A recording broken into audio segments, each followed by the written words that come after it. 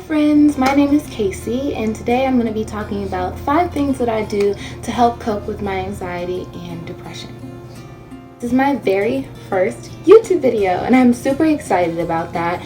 I've always wanted to make YouTube videos. I guess I just was nervous because a lot goes into it, and I always thought I needed fancy equipment or the approval or whatever, and that I shouldn't do it unless I was 100% sure and I had 100% of my time and effort. But I figured that right now, with everything going on in the world, it would be a perfect time for me, now that I'm being homeschooled because I am a college student, to do it and to put my focus on it, because I'm very much into YouTube. I watch it every single day. I have my favorite YouTubers, and hopefully I can share some of those people with you. But I'm super excited because it's something that I've always wanted to do, and I've lately been centering myself around my goals and my aspirations and getting things done.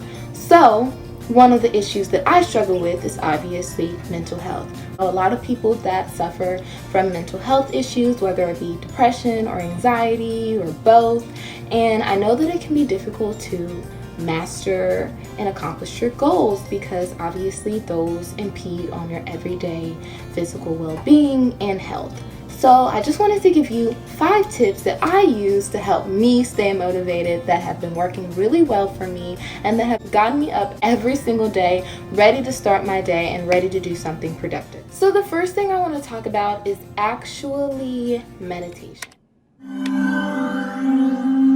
And for those of you who don't really believe in the wonderfulness of meditation, let me just say, I always had this misconception that you had to completely channel your entire being into focusing on nothing, and that if you thought of anything in the moment, you were doing meditation wrong.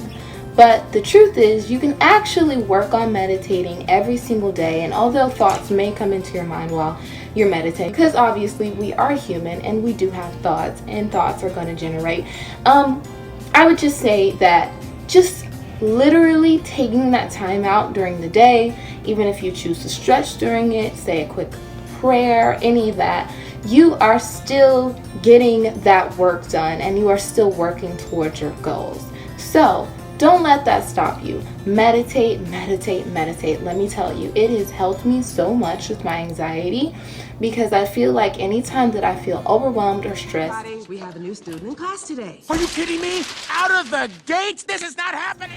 Turning on some kind of mood lighting, or if you don't have that, turning off the lights, lighting a candle if you have one, going to Spotify or YouTube, whatever music streams you use, to look up meditation music, which is basically just an instrumental of things that you can listen to that don't distract you or have a particular meaning or feeling invoked. I think that a lot of the meditation music I listen to is actually very uplifting and it's very positive, but it's just an instrumental.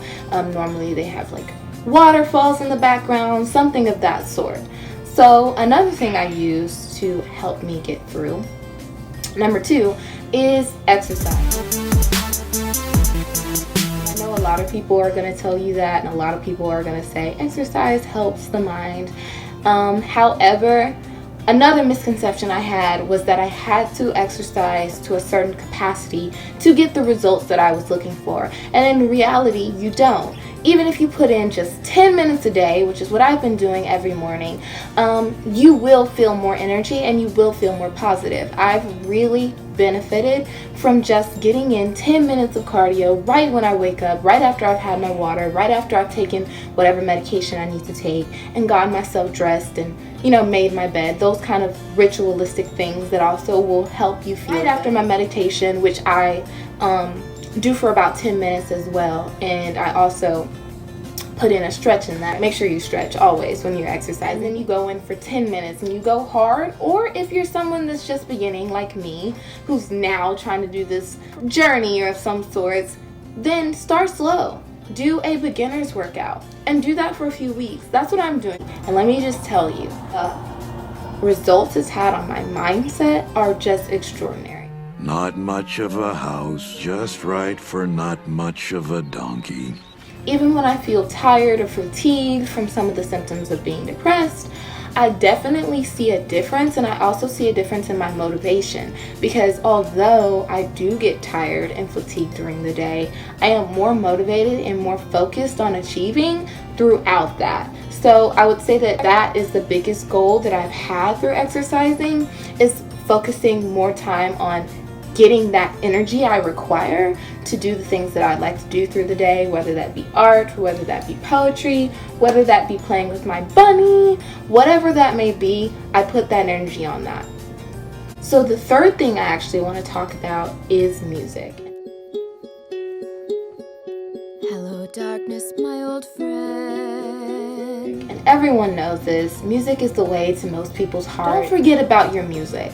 I tend to be turned off by a lot of things that I regularly enjoy when I'm going through more of a depressive state, and I tend to forget about music, which is strange for some people, but not strange for others. I feel like some of you will relate to that. Feeling like you want to listen, but you're like, what do I listen to?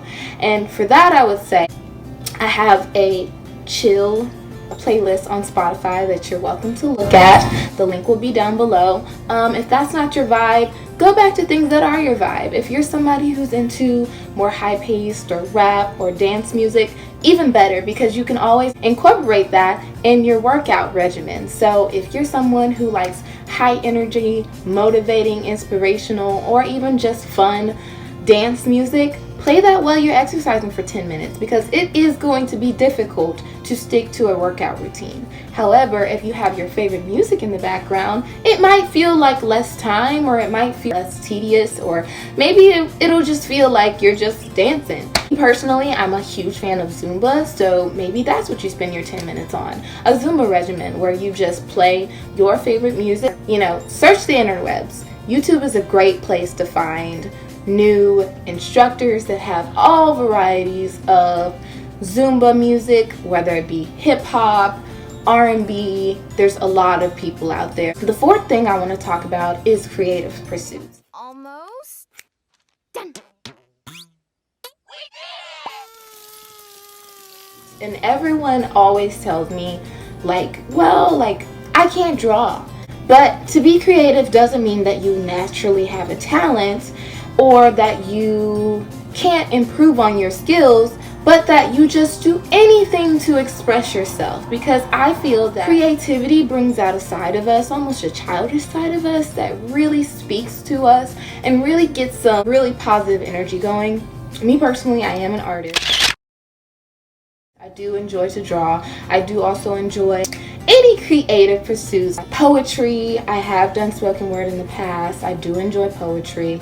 I do enjoy crafts, arts and crafts. But even if you're not someone who typically enjoys that kind of thing, I would say that sitting in a journal for 5 minutes, maybe not 5 minutes, maybe a little longer. Try and put in 15 minutes, just of anything that you're thinking of in that moment, whether you decide to do it in the morning, whether you decide to do it at night. Just commit to keeping up that journal. That's one thing that I do. Lately, I have also been writing in my journal every day. Even if I don't feel like it, even if I feel like I don't have much to say, I can figure out something to say in half of a page. And that's my biggest suggestion, is finding a outlet for you to get some of those emotions out, whether they be happy, whether they be sad. You need an outlet, and you need a way to feel better through personal pursuits.